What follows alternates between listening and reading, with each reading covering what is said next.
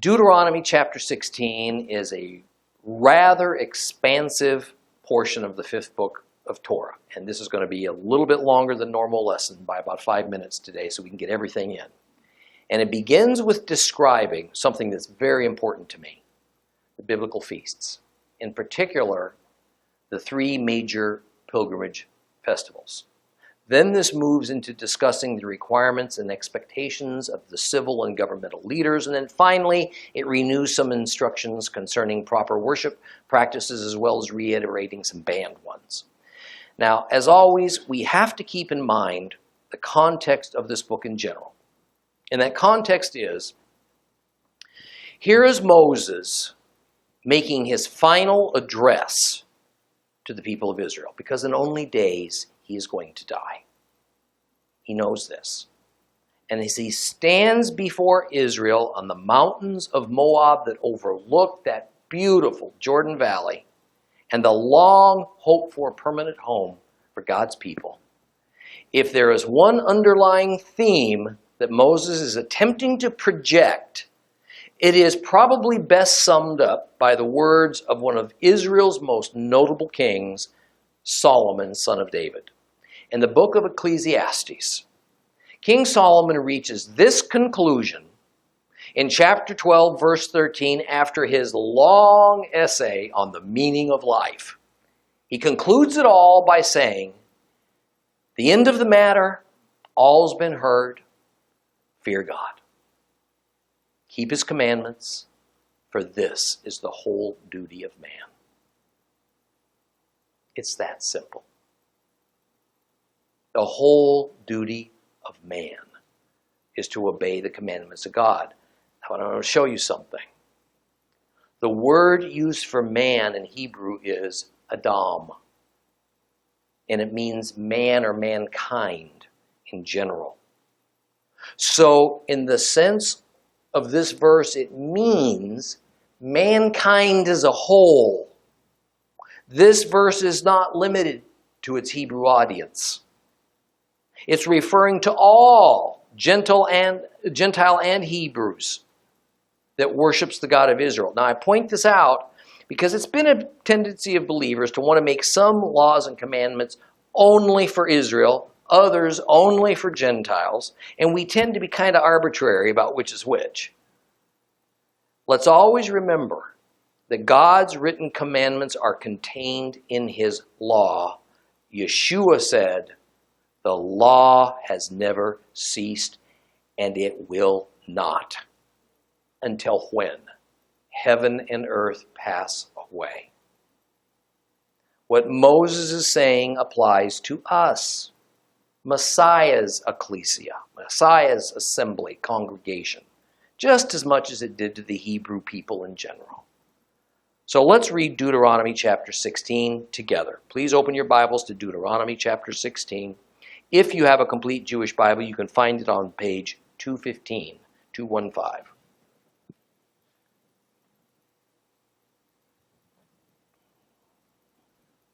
Observe the month of Aviv and keep Pesach, Passover, to Adonai your God. For in the month of Aviv, Adonai your God brought you out of Egypt at night.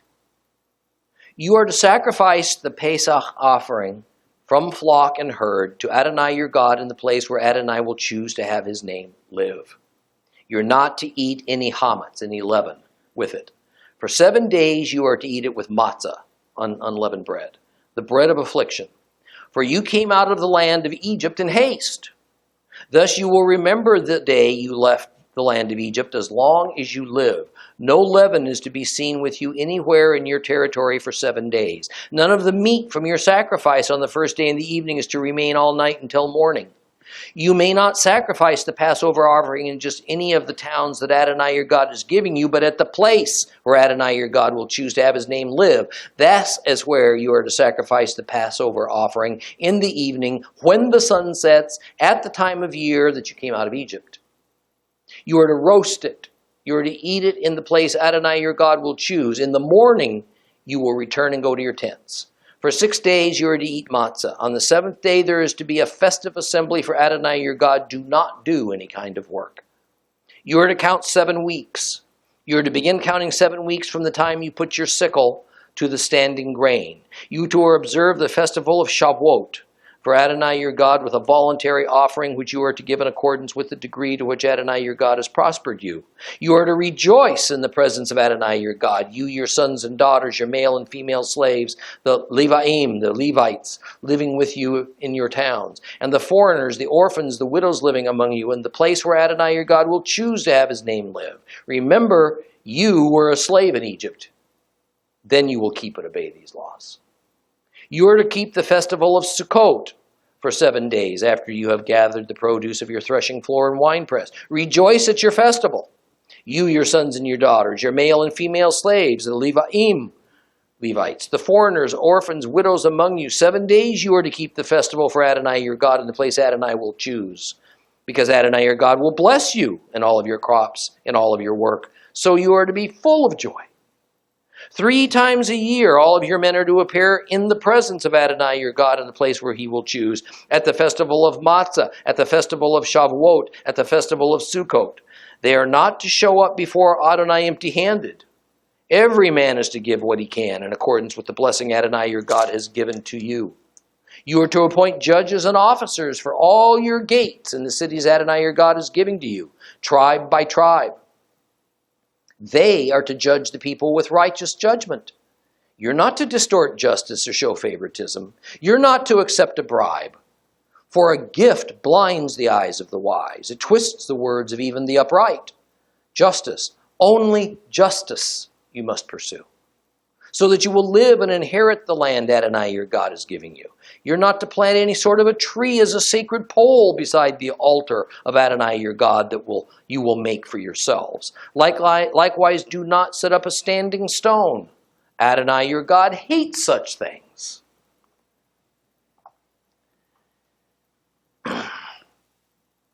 I said at the beginning that I just love the Feast of Israel.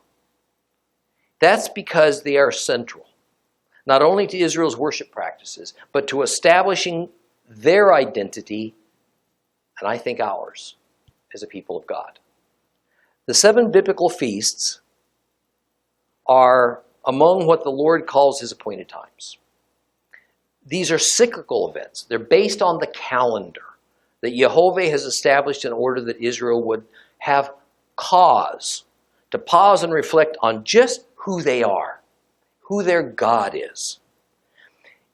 Of these 7 feasts, 7 biblical feasts, 3 of them are especially important, and their importance is emphasized by the commandment that the Hebrews are to make a pilgrimage, a journey, to the location of the central sanctuary in order to present themselves before the Lord on those occasions.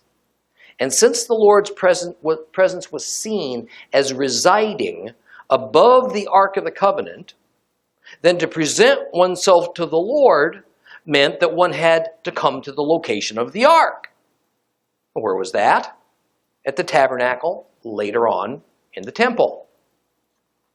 By law, it is the adult males who are obligated to make these pilgrimage journeys. Their home's distance from the sanctuary is generally no excuse to forego these 3 yearly festivals. We've already seen that all of these pilgrimage festivals are family occasions, so the entire family is urged to come. But that's left to the preference of each household. In reality, the family regularly accompanied the males because these were very special and anticipated celebrations that everybody desired to be present for them. Now, while so much of how Israel lived and operated was quite similar to how their neighbors did it, the act of making a pilgrimage for a religious festival to God was not a known thing in that era. These 3 pilgrimages marked the Hebrews as a different people who worshipped a different God in a different way from all the other peoples and nations. The Hebrew word for pilgrimage is chag. Chag. And some 2,000 years after the Lord mandated these 3 yearly pilgrimages, a new and rival Middle Eastern religion was formed that incorporated the same idea. It was called Islam. In fact, Islam borrowed the Hebrew word for pilgrimage, so in Arabic, their pilgrimage is called a Hajj. Now, although we've had several lessons on the biblical feasts, we're going to spend some time with these three pilgrimage feasts of Deuteronomy, as there are some aspects of them that aren't readily apparent, especially to Gentiles.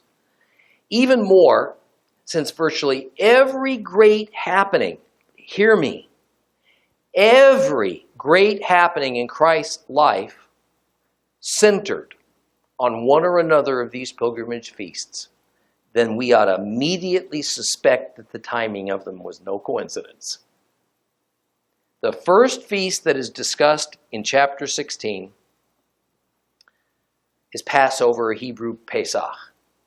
In verse 1, Israel is told to observe the month of Aviv and to offer a Passover sacrifice to God because this was the night that Jehovah redeemed Israel. He freed Israel from the clutches of Egypt. I want to pause and make a point here. When did God redeem Israel? When did he redeem Israel? I just said it. When was it? Somebody say it. At Passover in Egypt, right? Did he redeem them at Mount Sinai? No. When they arrived at Sinai, what condition were they in? Redeemed. Not too tough, right?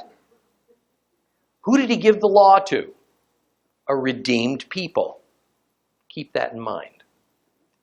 If we were to point to one thing that graphically identifies the people of Israel as set apart for God, which also stirs the very depths of the souls of the Jewish people, it has to be Passover. It was that act of saving Israel from Egypt, setting them apart as an identifiable people group, with God, with Jehovah as their God and King. This is what established them as a nation of God. Aviv is the Hebrew name for the month that Pesach is to be celebrated. It literally means New Ears of grain. The reference to grain indicates the agricultural connection of this celebration that moves in parallel with the Exodus from Egypt connection. Aviv corresponds to our modern months of March, April. So we're dealing with a springtime season. Aviv is also the first month of the Hebrew religious calendar. Now, I mentioned last time that we should not confuse the Hebrew religious calendar year with the Hebrew civil calendar year. Because the civil calendar makes Tishri the first month of the year. In the religious calendar year, Tishri is the 7th month, which, by the way, is the fall season. So while Aviv begins anew the cycle of the religious calendar year, the first day of Aviv is not New Year's Day. Rather, the first day of the month of Tishri is Jewish New Year's Day, start of the new civil year. So, why does God ordain this separate religious calendar year with Aviv at its beginning? Because it was the month of Aviv that marks the official beginning of Israel as a set-apart nation, and the Lord is the God of that nation. Aviv marks the beginning of Israel. Let's recall that the reason that Passover is called Pesach, Passover, is because on a singularly dreadful and yet wonderful night, the Lord himself passed through the whole land of Egypt. He killed the firstborn males of animals and humans of every household, except for those folks who trusted him. And so they followed the instruction to sacrifice a yearling lamb and to paint its blood on the doorposts of their homes. Those families who did that as an act of obedience and submission to the God of Israel, these were primarily, but not universally, Hebrew families, were not touched by death on that night. And this devastating divine judgment caused Pharaoh to finally understand he couldn't maintain his grip on God's people any longer. The following morning, Israel massed together in the land of Goshen, that fertile delta region of Egypt where most Israelites were residing, and with Moses leading, they marched away from centuries of slavery and oppression. Now, while I'm sure that in English Passover will always be called Passover, in reality, the Hebrew word Pesach, that's translated, doesn't mean Passover. It comes from the verb pasach, which means to protect. Therefore, in verse 2, where we read, "You shall slaughter the Passover sacrifice," what it says in Hebrew is that you shall slaughter the Zevah Pesach. Literally, it means the protective sacrifice. Now, is that appropriate? The protective sacrifice. It's referring to the fact that Israel was protected from God's final and deadly plague upon Egypt. It was only the result of that protection that one could say then they were passed over. And that name Passover is kind of stuck since Jerome translated the Latin Vulgate version of the Bible in the 5th century AD, and he chose the term Passover to translate Pesach. Now, rabbis have long recognized that there are differences between the way the very first Pesach was observed in Egypt and the way it was thereafter celebrated. Now, before I demonstrate some of those differences, I want to point out something that confuses Christians and Jews alike about the Passover celebration. Pesach, Passover, is just a one-day feast. And it's to occur every year on Aviv the 14th, or as it was later called in the Babylonian tug, Nisan 14th. The following day, Aviv 15th, that begins another and different 7-day biblical feast called the Feast of Unleavened Bread, Matzah. Then in the midst of the 7 days of the Feast of Matzah, yet another biblical festival occurs in an overlapping fashion. That one's called Bikurim, first fruits. That happens on the 16th of Aviv. So in rapid succession, we have Passover on Aviv the 14th, the start of Matzah on Aviv the 15th, and then first fruits on Aviv the 16th. And while Passover and first fruits are just one-day event festivals, Matzah goes on for 7 days. And so first fruits happens during the time of the festival of Matzah. Now here's the thing. Because these 3 springtime biblical feasts are so tightly interwoven, because the feast that sits in the center of the 3 is called the Feast of Matzah, it has become standard practice to refer to the entire bundle of 3 feasts as simply the Feast of Matzah, unleavened bread. But what makes the whole thing more problematic is that it has become just as common traditionally to call the entire bundle of 3 feasts Pesach, Passover. Because the Passover is so symbolic of Israel's passage from Egypt. Do not think, by the way, that this is simply about our modern tendency towards bumper sticker theology or sloppy biblical scholarship. Nor is it the result of Gentile church errors in understanding the Hebrew language. Far from it. Long before Christ's era, these 2 names, Passover and unleavened bread, Pesach and Matzah, began to be used interchangeably by the Hebrews. Therefore, not surprisingly, that is exactly the way that the New Testament deals with the springtime biblical feasts. One time, the Gospels will refer to the single day of Passover as Passover. Another time, it will refer to the entire bundle of 3 feasts as Passover. One time, it'll call the first day of Matzah plus the following 6 days the Feast of Unleavened Bread. Another time, it'll call the entire bundle of 3 feasts Matzah. Confusing? Oh yeah. Oh yeah, you bet it is. And that is why one must always look at Holy Scripture, Old Testament and New, from a Hebrew mindset. Existent especially in the era that those certain passages were written. Otherwise, we're going to wander off into the weeds, thinking something is simple and straightforward when in fact the meaning is buried deep within Hebrew culture, thought, tradition. I'm going to be giving you some examples of that momentarily. But first, let's get back to the differences of the way these three spring feasts were celebrated on their inauguration in Egypt, as opposed to how they were going to be observed out in the wilderness, and then how that would change again once they got into the land of Canaan, and then how these observances evolved over the centuries as the Jewish people dispersed into a Gentile world. The original Passover in Egypt was observed in the home.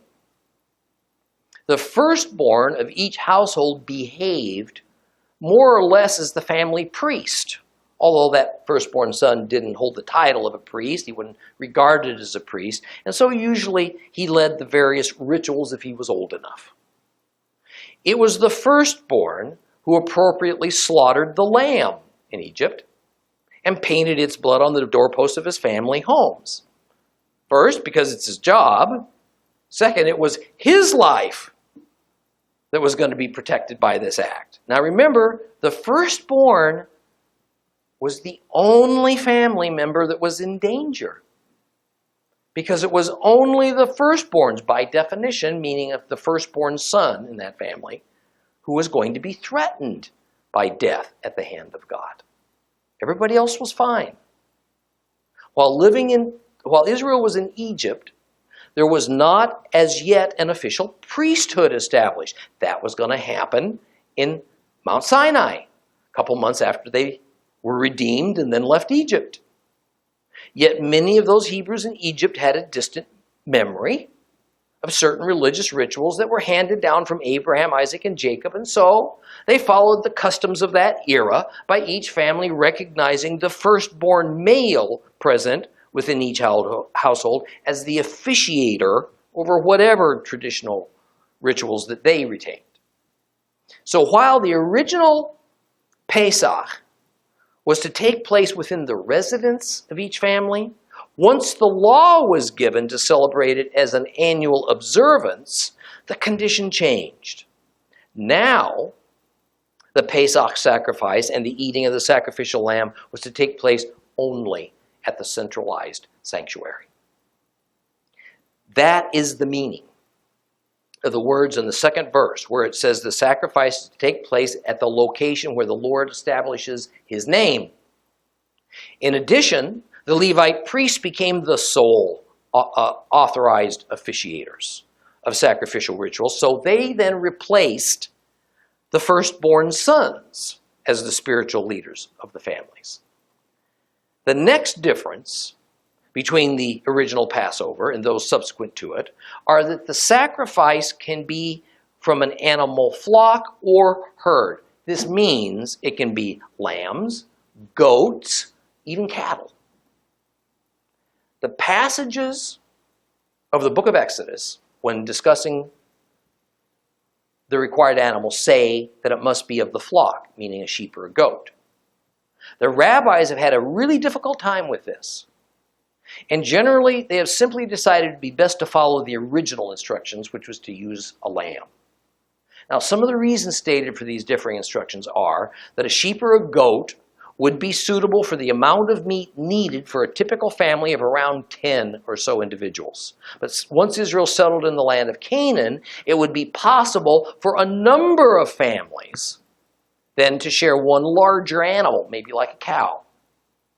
Further, the general evidence is that because Egyptians much preferred cattle to sheep, and since the Hebrews, as far as we know, raised sheep and goats and not cattle at that time, it would have been necessary for a Hebrew to buy a cow from an Egyptian for that sacrifice, something that really would not have been appropriate for what was about to occur on that Passover night. Be that as it may, the use of the lamb as the sacrificial animal became the generally accepted practice, and the use of cattle was limited to other kinds of required sacrifices that usually occurred at the tabernacle and temple during the same time that the biblical feasts were occurring. Verses 5 through 7 spell out the need for bringing the lamb to the central sanctuary for slaughter under all circumstances. But it also establishes the time of day, that on the 14th of Aviv, Nisan, that the slaughtering is to occur. It's to occur in the evening at sundown. Now, I want to be clear as to what this means, because it's going to lend much to our understanding of just what happened at Messiah's death and resurrection. In the evening at sundown means at the end of the day, but before darkness sets in. Now, the reason for this requirement is simple. First, this is how it was done in Egypt. Second, the Hebrew 24-hour day is counted differently than it is in the Western culture. In Western culture, a clock measures a day. We don't go by the position of the sun in the sky, or whether it's darker or lighter outside. We don't care. We long ago arbitrarily established a time called midnight, 12 o'clock, as the moment at which one day ends, the next day commences. That's not a biblical day. It's not when days ended and began in the Israelite or Middle Eastern culture in general. The Hebrew and therefore biblical day ends at sundown, which of course is the moment at which then the next day begins, a new day begins.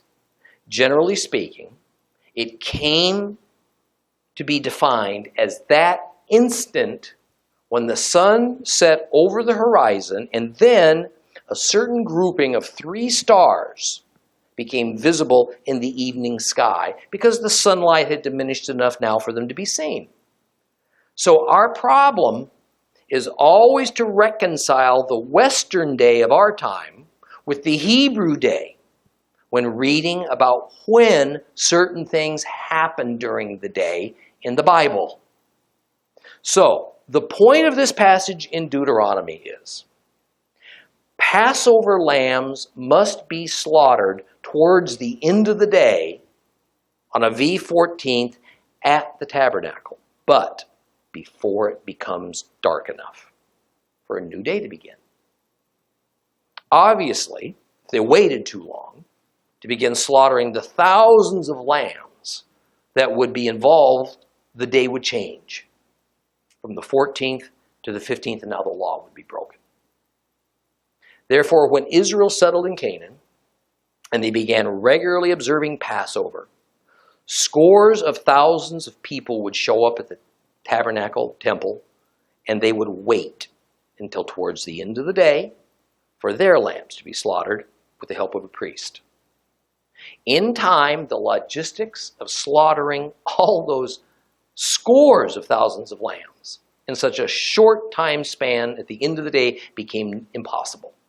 So a shift in the definition of the word, of the meaning of the word sunset was instituted.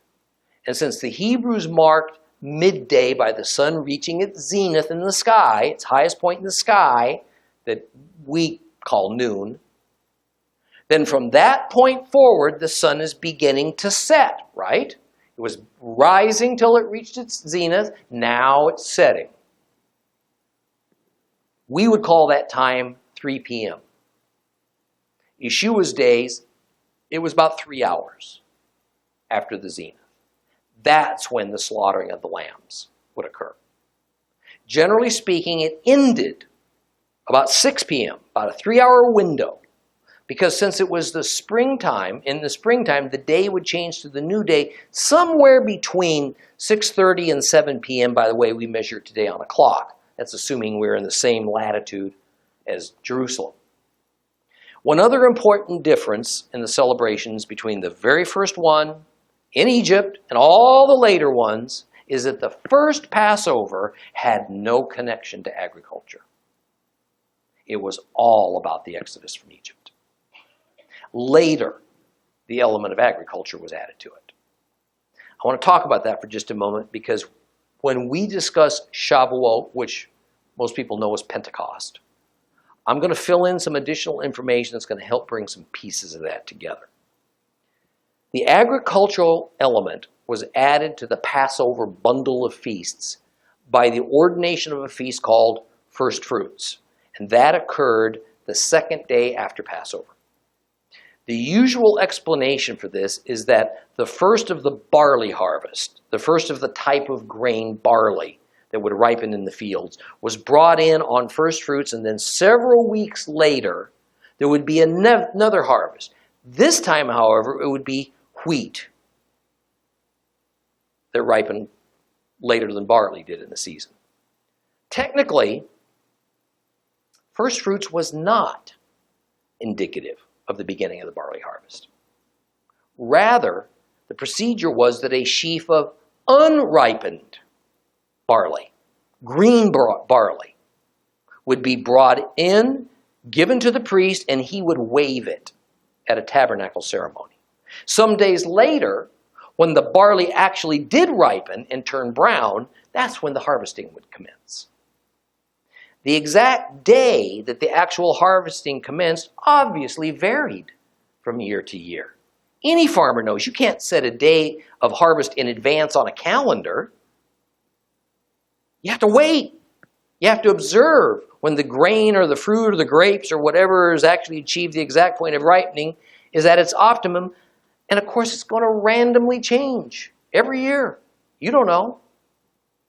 So the first fruits feast day observance on Aviv 16th was really more of a pre-harvest festival. It was a day to anticipate the soon coming barley harvest. It was not a time when the harvest was actively occurring. So, the first of the actual usable harvest was presented to the Lord. In fact, the rabbis explain that by bringing the not yet ripened sheaf of barley before the Lord, they were beseeching him to give them a good harvest. At this point, they didn't know yet what the result of their harvest might be. Now, while I've listed some differences in how the Passover feast was observed from the original to the later times, for the most part, the ritual has remained the same, at least for so long as the temple stood. For instance, the lamb was to be roasted over a fire, and no part of it was to be left raw, and none of its bones were to be broken. But perhaps the most symbolic of that protocol that was never altered is that only unleavened bread was to be eaten alongside the eating of the lamb and for the entire period of the combined feast days. This gives us a good segue into a discussion of another feast that begins on the day following Passover, which is called the Feast of Unleavened Bread, or Matzah. Now notice how in Deuteronomy 16:8, we simply pass from Pesach to Matzah without it being even highlighted. We move from the Feast of Passover right into the Feast of Matzah, of unleavened bread, without a break in the passage. There it speaks of continuing to eat unleavened bread during the whole time of the feast. The end three spring feasts is marked. The end of the three spring feasts, by the way, is marked with a special gathering. And this gathering doesn't take place at the tabernacle. It takes place in small groups, back in whatever village or town each family lived. I want to back up and summarize it just a bit to kind of get us re-leveled.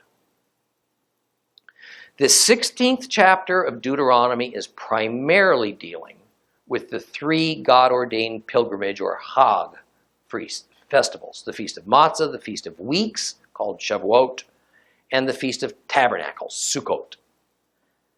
The first is a springtime feast, the second is a summer feast, the third and last one is a fall feast. However, I've been talking to you so far only about the springtime feast of Matzah. The confusing part of this is that the springtime feast of unleavened bread itself is part of a three-feast bundle of feasts: Passover, unleavened bread, and first fruits. So don't mix up the name given to the bundle of springtime feasts that occur in rapid succession with the three rather spread out pilgrimage feasts that are the main thrust of this chapter. So far, we're only discussing the first of the three pilgrimage feasts, the springtime pilgrimage feast of Matzah. Now, of this bundle of three springtime feasts, it is the Feast of Matzah that's actually the pilgrimage feast. Passover is not technically a pilgrimage feast, nor is first fruits a pilgrimage feast. However, since one is required to journey to be at the tabernacle for the Feast of Matzah, it pretty much follows that the Passover lamb is to be slaughtered there the day before Matzah, as well as much from a matter of practicality as anything else. Now, let me add one more important element that explains why, even though Passover is not a pilgrimage feast, that it was still a requirement that the Passover lamb had to be slaughtered at the central sanctuary.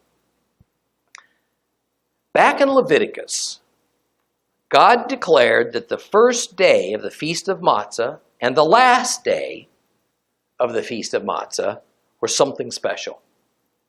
They were Sabbath days. Not the Sabbath day, seventh-day Sabbath, seventh-day Shabbat. Rather, these were special Sabbath days when no regular work was to be done so that they could be preparation for the feasts. And since the first day of Matzah was declared a Sabbath day, the laws didn't allow a Hebrew pilgrim to travel on that day. Catch 22. Therefore, the Israelites had to do their traveling to the tabernacle some days earlier than the first day of the Feast of Matzah, which was on a V15th. That means they automatically were at the tabernacle or temple on a V the 14th. Passover, or some days earlier usually, to avoid traveling on the Sabbath day on the V15, thereby making it necessary that it was at the tabernacle where the lambs were going to be slaughtered anyway. In other words, if it was necessary for you to travel to be somewhere on Wednesday, but for some reason travel on Tuesday was not possible, you'd be forced to travel and arrive on Monday or earlier. For the Jews, that one day earlier was the Feast of Passover. So there was no other choice but to slaughter and cook your lamb at the temple. So it all worked together. I told you this was complicated. But hang in there with me, because if you ever hope to understand, I mean this from the bottom of my heart, if you ever hope to understand what went on with Christ, the Last Supper, his resurrection, you need to understand what we're discussing here. It's all based on this. Okay, I want to talk about this Sabbath matter for a moment. Generally speaking, there are two kinds of Sabbaths. The weekly seventh-day Sabbath we call Shabbat. Then the various extra Sabbath days that were assigned to biblical feasts. They were not only different kinds of Sabbaths, but also what was prohibited and what was permitted for each kind of Sabbath varied. The seventh-day Shabbat is an entirely different observance than these additional special Sabbath days that were attached to feasts, and they were created for different purposes. The word Sabbath doesn't mean so much to rest. Kick back, put your feet up. It just means to cease. It means to stop doing the work you normally do, from which you make your livelihood or you accomplish your regular household chores. It means to stop your creative efforts. It doesn't mean you have to lie on a couch all day. That sounds so bad, though, really. It doesn't mean you can't play with your children, your grandchildren. The seventh-day Shabbat that occurs every week had the most stringent of all the Sabbath requirements, that it even included not preparing meals, because that's how it was observed in the wilderness when God fed the Israelites with manna.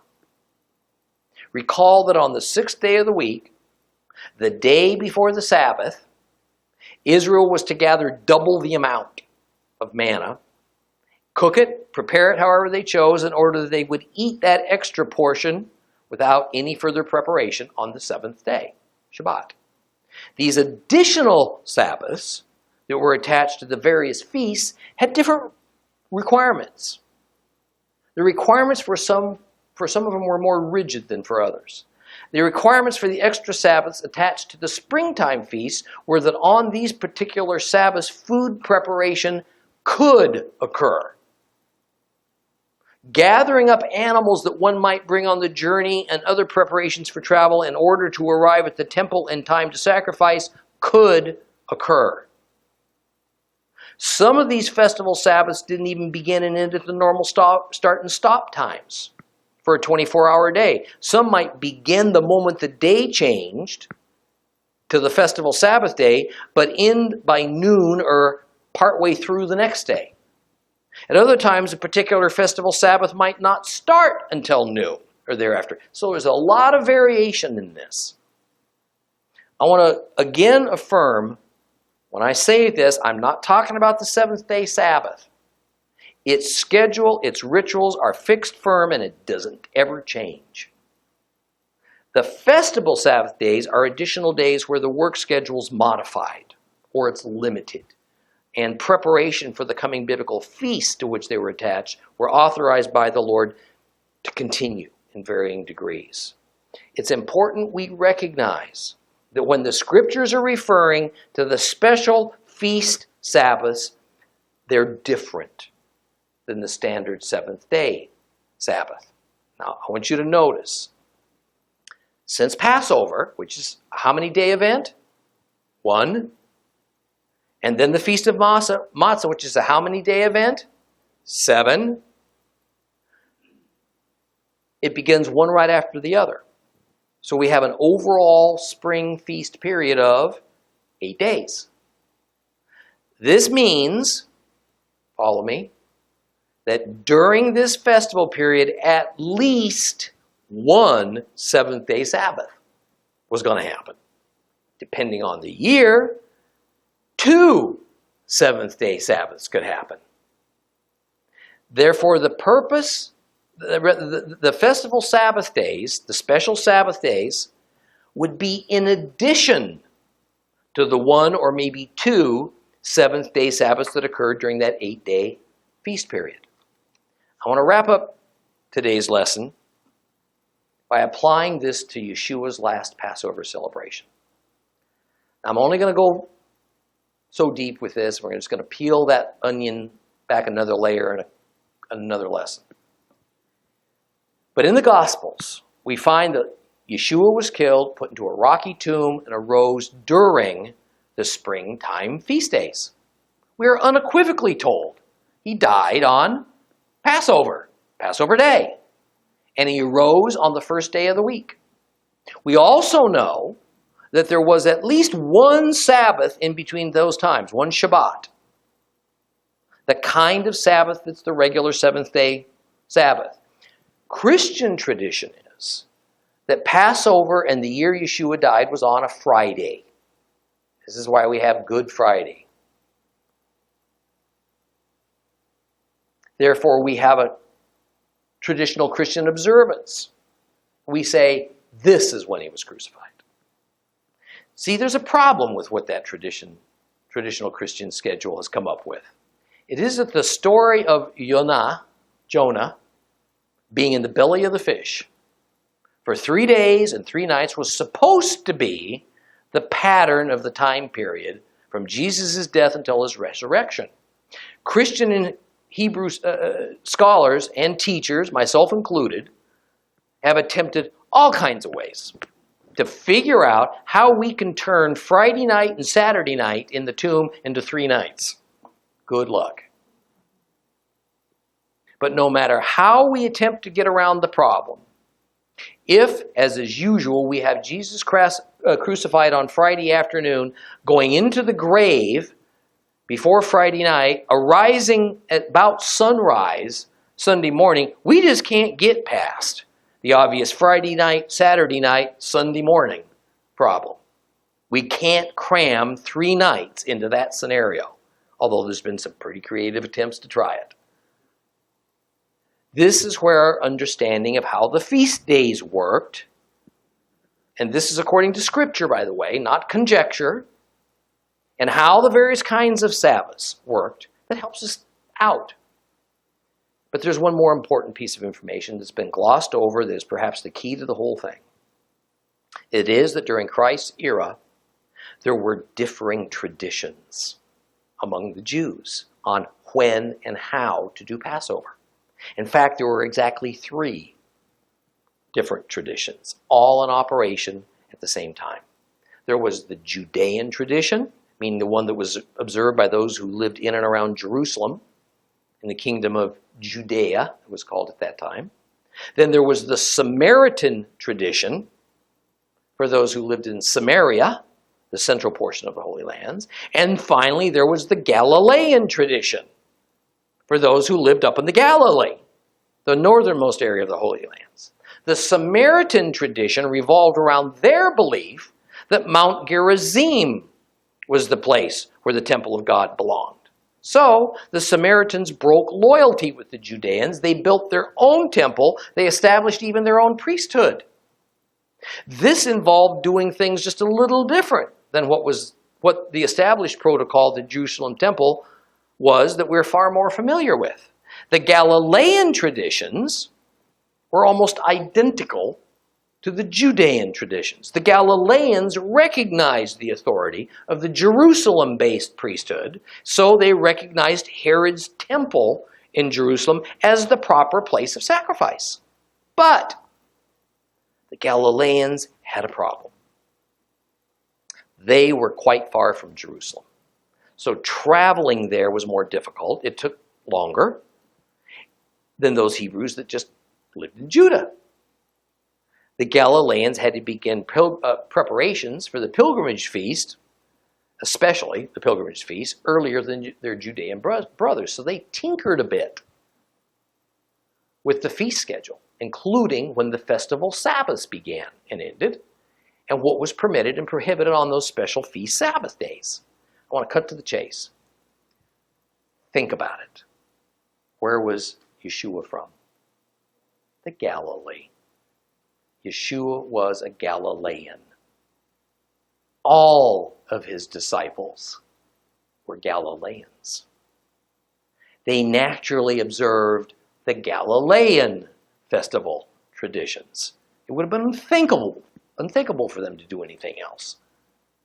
The Judeans were somewhat understanding about these distances that had to be traveled by the Galileans. So they allowed for their slightly different traditions to accommodate this difficulty. But they didn't care for a couple of other additions that both the Galileans and the Samaritans made to the Passover rituals that had little to do with travel distance and times.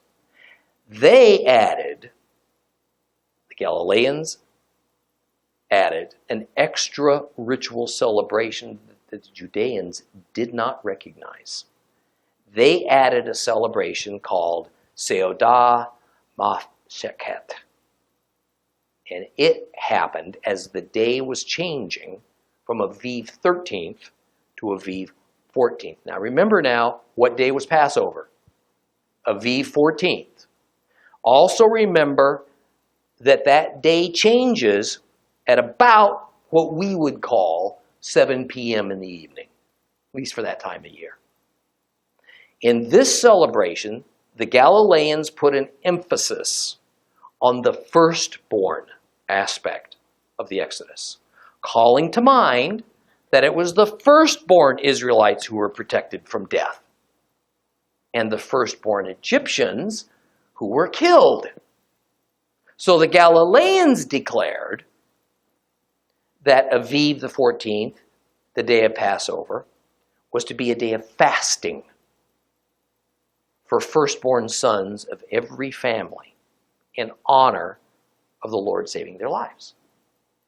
However, they also added in a ritual meal that occurred at the beginning of Passover, Aviv 14th, called Seudah Mafsheket. And since the Hebrew day changes at sundown, it is tough, I know. The Hebrew day changes at sundown. The first meal of the new day for any Israelite was dinner, what we would call dinner, right? The evening meal. For a Westerner, our first meal of the day is breakfast, because it occurs after the sun rises. So the firstborn sons of the Galileans, and some say of the Samaritans, would have a meal to begin the day of Passover, a dinner meal. Then they would fast for the next 24 hours until it was time for the official Passover Seder meal. I want to repeat that so we're all together. I know, a little bit difficult. But what I want to get across is this isn't conjecture. This is not some new modern interpretation I'm giving you. This is found in the ancient Hebrew Mishnah, fully recognized by religious Jews. By the way, this added celebration of having a dinner meal to start out the day of Passover that is called Seudah Masechet literally translates to, get ready for it, Last Supper. Does that ring any bells? The Last Supper title for them meant this would be the Last Supper for a newborn, for a firstborn Hebrew who lived in either the Galilee, maybe Samaria. They were going to fast now for the next 24 hours until the Passover meal happened. And then they'd have that along with all the other Hebrews. Boy, I hope the mental light bulbs are starting to go off here. It's long been recognized in antiquity that there were two Passover Seders, so to speak. The one that was the night before Passover, the other one that was the night of Passover. It's the one that occurs on the night of Passover that Jews celebrate today, and that Christians are pretty much aware of. However, since the details have been buried deep in the bowels of Jewish historical documents, the realities of this dual Seder, so to speak, that's my words, and how the two meals differed, and who participated in them, and why, and what was served, all that's been overlooked. I think this is enough to digest, speaking of meals, for one day.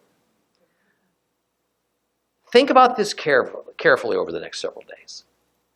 Maybe go back and read about Christ's crucifixion in the Gospels. And next time, I'm going to lay out a timeline for you that I think will untangle a lot of the mystery about the death and the resurrection of Yeshua at Passover. Okay? Please rise.